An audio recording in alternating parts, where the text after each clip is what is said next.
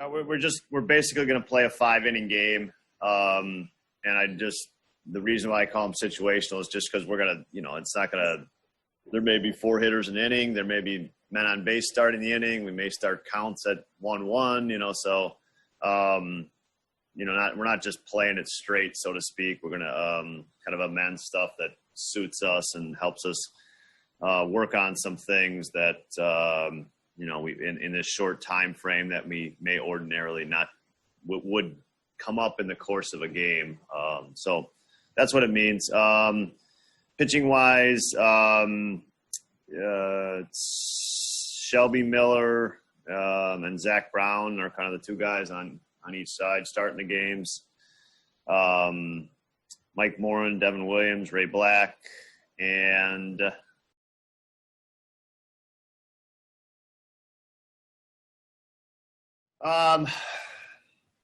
he's thrown. This will be his first time, on the mound, so to speak. He's thrown bullpens, he did, I thought, make a good impression in camp, and he's probably this how this is all going to go down.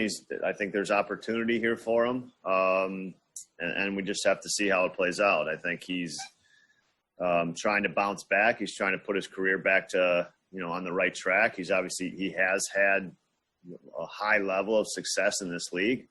So it's in there. He's got himself in great shape. He feels really healthy.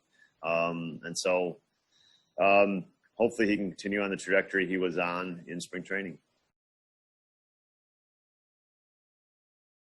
Yeah, I think they're both in, similar places for sure. I thought Justin, probably of the non-roster guys that were in our camp on the pitching side, I think Justin had made the biggest impression. As we go forward, he's, it's the rest of the story is in a lot of ways similar to Shelby. Had success in the league, has struggled in recent years, but we feel like, and he feels like, back to very good health. Really no surprises. We knew that was going to be, in our division and against the AL Central. Really what we expected. Our travel situation is we don't travel very far. It makes it pretty easy. So I don't really have any impressions of it in general at all. Just what I expected, I guess.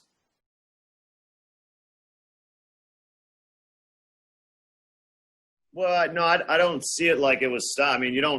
He's caught all these guys plenty already now, so it's extended camp. He's had 5 weeks with guys. Now he's got another 3 weeks. So if anything, he has more time than he had previously. So, he will have caught all our pitchers. We won't have missed anybody. He'll have caught these guys more because of what's happened than if we were just going into a season.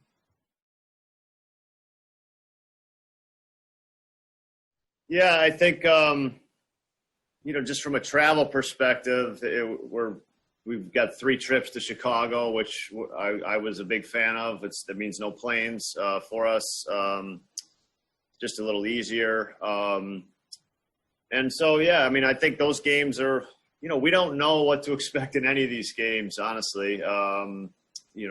What stadium, no fans, night game, day games. And so it's hard to say what to really expect, what it means, what it's going to feel like. I think we're going to have to experience that afterwards. I'm not going in with any expectations of, how it's going to feel. I think it's first time for everybody. It's brand new for everybody. We got to go through it and do our best with it. Yeah, we did consider changing some workouts. The roof is going to be closed today. They're doing some repairs to the roof at Miller Park, so that helps us just get the sun off the field. It's hot. It's going to be hot. At 6 o'clock at night, it's going to be really hot too. So with the roof closed, I think we'll be all right. We've had some fans put in the grounds crews done a nice job kind of cooling it off down in the seating bowl. So it's been as cool as it's been, has been a bit tolerable for sure so far. I don't expect it to continue. It is pretty rare. We're going to get the hottest 3 or 4 days of the year probably right here, but we're just stressing hydration, and I think we'll get through it. It's in one way, it's keeping the players loose, and some of them actually really like it.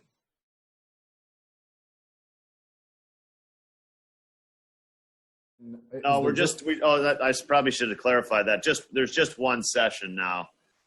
So how we're splitting it up now is that all the position players and the pitchers pitching in the game will come in the morning, and then our next session will be all the non-game pitchers.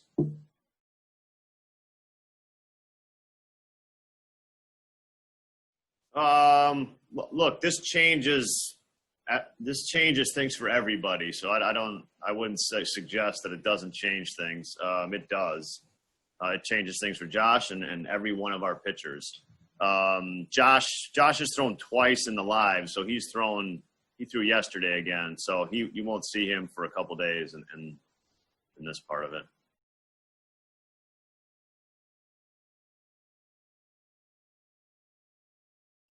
Yeah, we're still trying to keep the guys, spread out and really in the clubhouses as much as anything, keep small numbers. The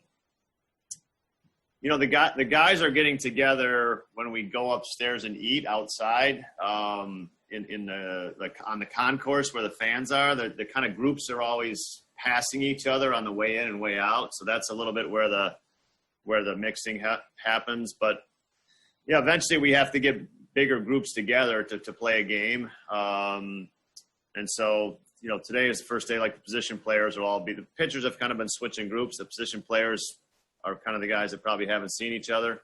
But they will be all together today in different clubhouses, but together on the field. So it's, we're going to gradually start to talk to all your teammates. That's just how it's going to work. And as we play more and more games, you're going to see somebody one day and you might not see him the next day. That's how camp's going to work.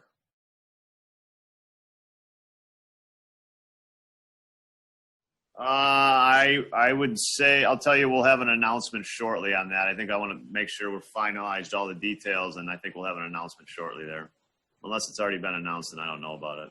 Oh, they did? One against the White Sox. Yeah, that's it then. That's all that we're going to do.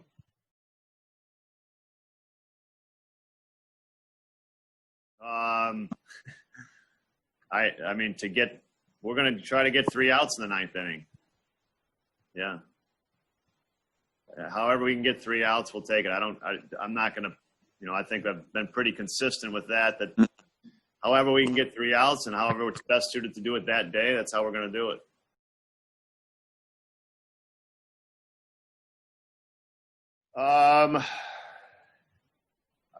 Honestly, Adam, I don't know. I guess that's a question that I'm happy. Right now, nothing has changed with their status. I guess is the most best I can tell you. And I think we've discussed the testing protocols. We have to just wait for them to go through that and to be negative. And at this point, nothing has changed.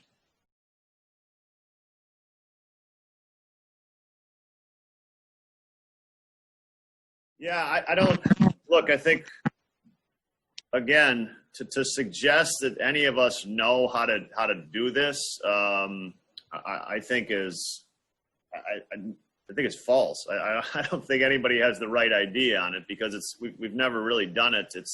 I think thoughts about it is that we're all going to have to help each other and kind of motivate each other and check each other. The fans are create a powerful community for us that motivate us to play hard and to do our jobs and to enjoy ourselves out there. It's been taken away. And so, we can all, we can look back to times when we played in, a minor league game or a high school game there was very few fans there, but it's different. Yeah, this is a Major League Baseball game, and we're playing in a stadium that's built for 40,000 people, and there will be no people in the stands. So it's different. So I really don't have an answer as to how to prepare for it.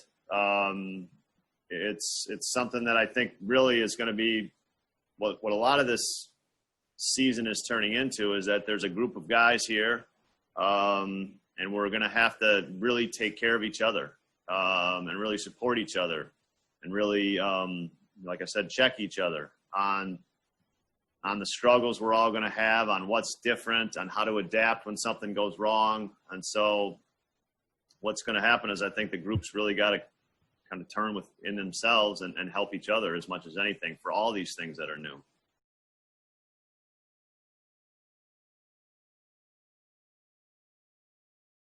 Yeah, I mean, I would, as I could take the other side of the coin of that and say, I also think that, the closers are forced to pitch under tension and pressure, et cetera. They're also probably the biggest benefit of adrenaline from the fans and from the game situation.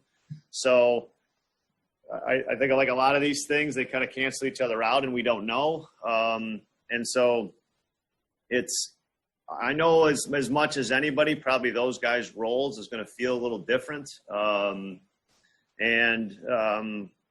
The games will feel different. The lack of excitement that kind of builds up in a baseball game where the last pitch, the last inning or the inning or so feels like that time between pitches kind of builds up the drama in a game. Will that be there? We'll see, right? And that's how I really feel. And so I think the late inning guys like Josh and like Corey, and it goes for the same for the late inning at bats though, really, for a guy like Christian at the end of a game. So again, I think how these guys feel in those moments, they have to go through them to tell us.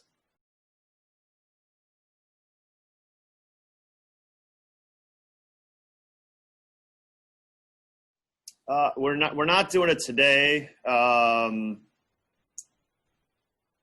I don't know if we're going to do that during the season or how we're going to play that during the season. We were going to talk about that, certainly what our in-game, atmosphere is going to be like in the park, but we're not scheduled to do it for the next couple of days.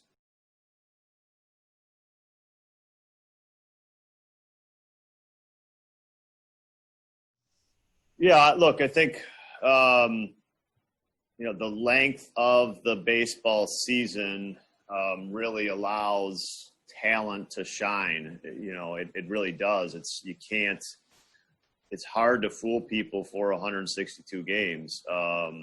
And so I do think you're going to see some outliers. There's no question you're going to see that in 60 games.